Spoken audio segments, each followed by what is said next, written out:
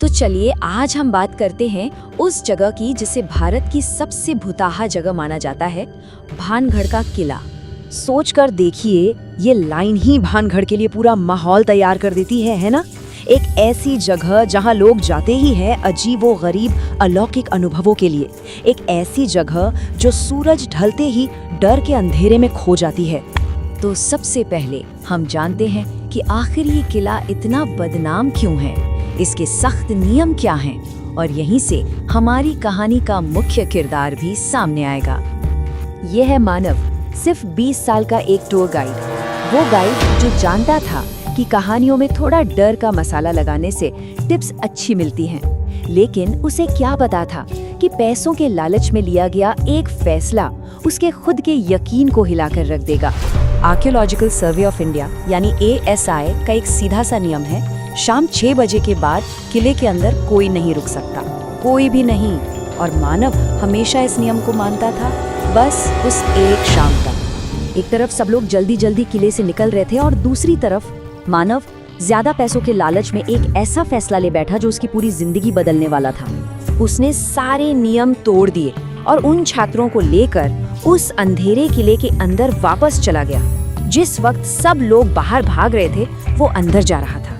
किले के अंदर मानव ने अपनी वही रोज की भूत प्रेत की कहानियां सुनानी शुरू कर दी। लेकिन इस बार उसकी कहानियां सिर्फ कहानियां नहीं रहने वाली थीं। जल्द ही वो सच बनने लगी। तो देखते हैं कि उस रात हुआ क्या। पहले तो वो छात्र बाथरूम का बहाना बनाकर गायब हो गए। मानव अब बिल्कुल अकेला था। उसे समझ आ गया कि वो फंस चुका है। सूरज ढलने के बाद किले के अंदर बिल्कुल अकेला, और अब उसकी खुद की सुनाई डरावनी कहानियां उसे सताने लगीं। अचानक उसे कमरे से औरतों के हंसने की आवाज आई। पर्दे से झांका तो परछाइयां दिखीं, पर जैसे ही वो अंदर गया, सब गायब। फिर एक औरत जिसके चेहरे पर एक अजीब सी खौफनाक मुस्कान थी, वो सामने आई और मानव के पीछे भागने लगी। भागते भागते उसे एक रोशन दुकान दिखी, एक दुकानदार भी।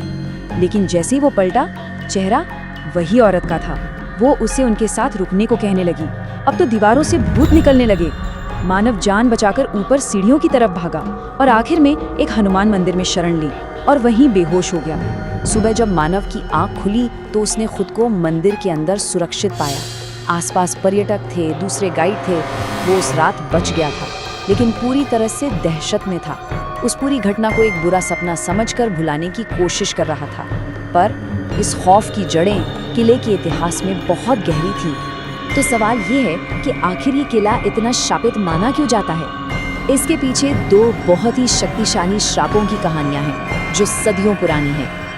पहला श्राप तो तभी दे दिया गया था जब ये किला बन ही रहा था।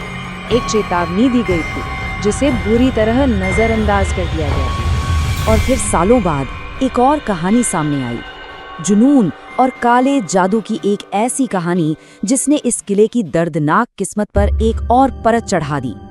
ये कहानी जुड़ी थी रानी रत्नावती और एक तांत्रिक से, और कहानियों के मुताबिक आखिरकार उस तांत्रिक का श्राप सच साबित हुआ। भानगढ़ और अजबगढ़ के बीच लड़ाई हुई जिसमें रानी रत्नावती समेत सब मारे गए, और उस दिन के बाद कहा जाता है कि इस किले में सिर्फ उनकी भटकती हुई आत्माएं ही रह गईं। तो ये कहानियां मिलकर एक बहुत ही जबरदस्त किंवदंती बनाती हैं। लेकिन क्या होता है जब आधुनिक जांच इन पुरानी कहानियों से टकराती है? सच क्या है और फसाना क्या? तो देखिए, यहाँ भानगढ़ के 2 पहलू हैं। एक तरफ किंवदंती है भटकती आत्माओं की, श्रापों की, और दूसरी तरफ वो लोग हैं जो कहते हैं कि ये सब बस कहानियां हैं। ऐसी कहानियां जिन्हें मानव जैसे पर्यटन टूर गाइड पर्यटन के लिए बढ़ा चढ़ा कर सुनाते हैं।